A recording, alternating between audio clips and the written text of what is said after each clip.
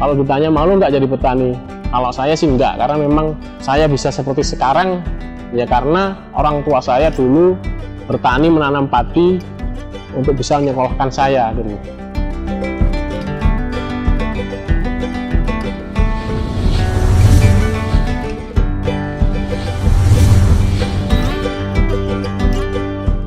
Perkenalkan, nama saya Lantip Kurniawan, pemilik Kiel Farm yang merupakan kebun hidroponik yang berada di Jalan Tajem Baru, Maguwoharjo, Depok, Sleman.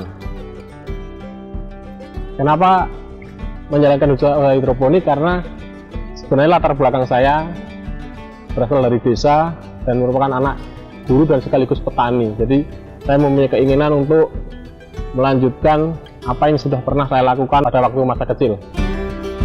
Dan dari pengalaman yang sebelumnya, kami kan merupakan petani konvensional. Nah, sebagai anak muda, saya tertantang untuk mempelajari pertanian secara hidroponik.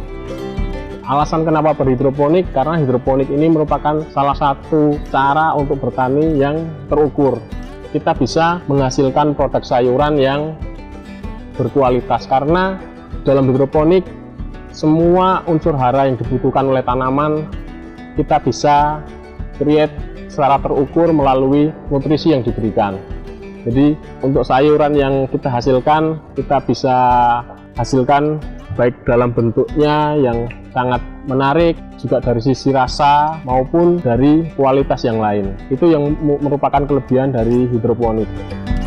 Dalam hidroponik awalnya pasti kita tidak semulus yang kita bayangkan, karena tantangan-tantangan yang ada antara lain, walaupun kita menanam secara hidroponik, tapi kita harus realistis bahwa ketika tanaman itu memang cocoknya untuk di dataran rendah, ya kita menanam tanaman yang memang cocok untuk di dataran rendah. Kita tidak pernah memaksakan genetika tanaman itu untuk ditanam walaupun secara hidroponik. Nah, itu tantangan tersendiri.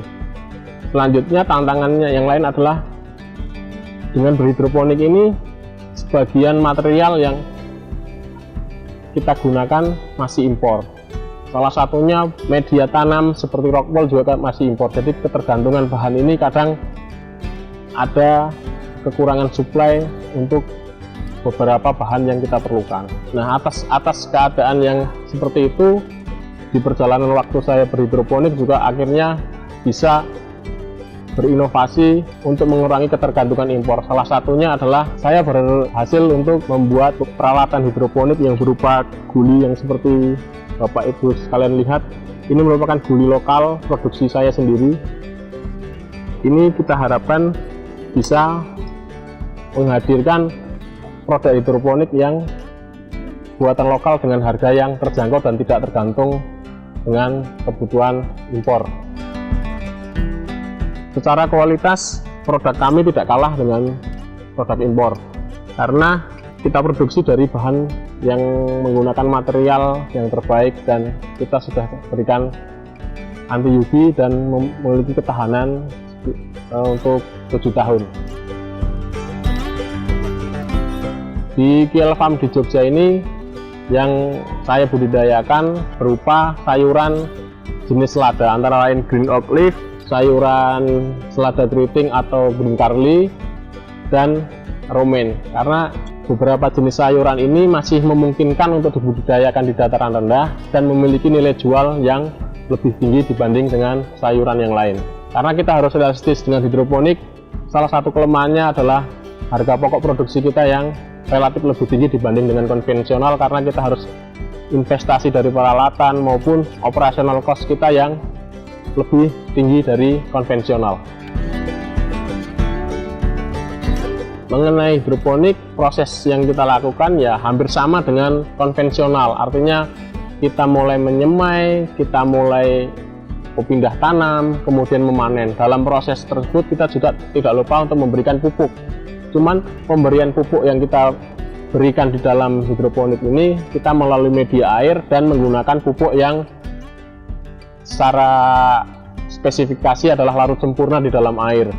Kita berikan pupuk sesuai dengan kebutuhan tanaman, baik unsur-unsur yang dibutuhkan. Dari 13 unsur yang diperlukan tanaman, kita bisa set menggunakan pupuk yang akan kita gunakan. Jadi tanaman ini mendapatkan nutrisi atau pupuk sesuai dengan kebutuhan masing-masing tanaman. Untuk di KL Farm ini kita menggunakan sistem NFT namanya. Dengan istilah NFT itu nutrien film teknik, yaitu aliran tipis yang mengalir di dalam talang itu untuk mengalirkan nutrisi ke dalam tumbuhan. Untuk sekitar 11.000 tanaman ini dengan luasan kita yang 500 meter persegi, kita hanya menggunakan satu tandon dengan kapasitas sekitar 4.000 liter untuk mengaliri nutrisi yang dibutuhkan untuk kebutuhan tanaman. Tantangan hidroponik di dataran rendah, selain kita juga harus mengendalikan hama, kita juga harus mengendalikan air. Karena inti dari hidroponik itu adalah air yang kita gunakan.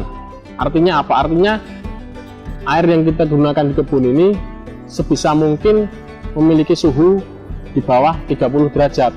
Itulah yang menjadi tantangan untuk kita berhidroponik di dataran rendah. Sedangkan di dataran rendah dengan kondisi cuaca yang sangat panas, kebiasaan adalah air yang kita gunakan akan naik suhunya di atas 30. Dengan kenaikan suhu itu akan mempengaruhi proses penyerapan nutrisi yang dibutuhkan oleh tanaman, sehingga tanaman yang dihasilkan akan kurang optimal untuk dipanen.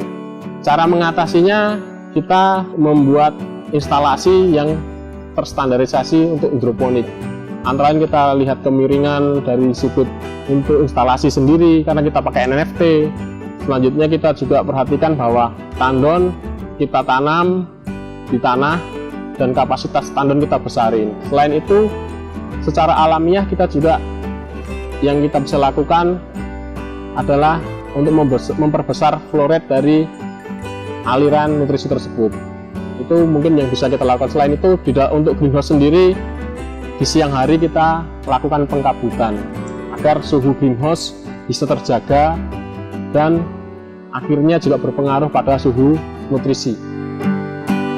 Untuk pemasaran produk kami sendiri, untuk orang-orang yang ada di sekitar sini, antara lain para pemilik usaha kuliner maupun teman-teman dari komunitas sendiri yang juga sudah mulai berbisnis hidroponik, mereka menjualkan juga produk dari kebun kami ini. Selain itu, kami juga memasuk beberapa resto yang memang khusus spesialis untuk membuat salad dari sayuran. Untuk mencari pasar, karena kita sudah istilahnya di zaman online,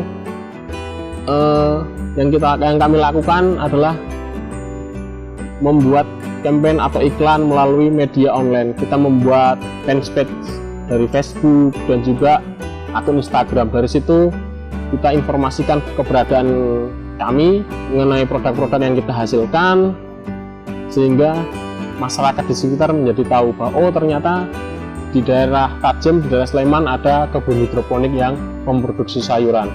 Karena jujur saja ini sebenarnya kalau untuk kebun produksi masih relatif kecil karena hanya 500 meter persegi.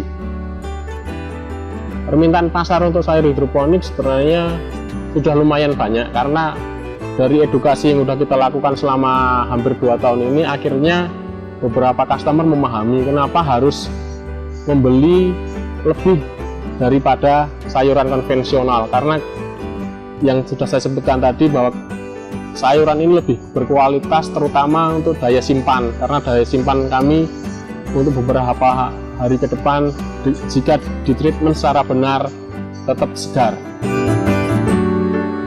Prospek ke depan dari hidroponik, bagaimanapun juga namanya kita bertani adalah menghasilkan produk berupa pangan, di mana pangan tersebut selalu dibutuhkan oleh masyarakat Indonesia. Dengan pertumbuhan jumlah penduduk yang semakin banyak dan lahan pertanian yang semakin kecil, tentunya ini adalah peluang di masa depan bahwa kita bisa menghasilkan pangan untuk mencukupi kebutuhan masyarakat di Indonesia.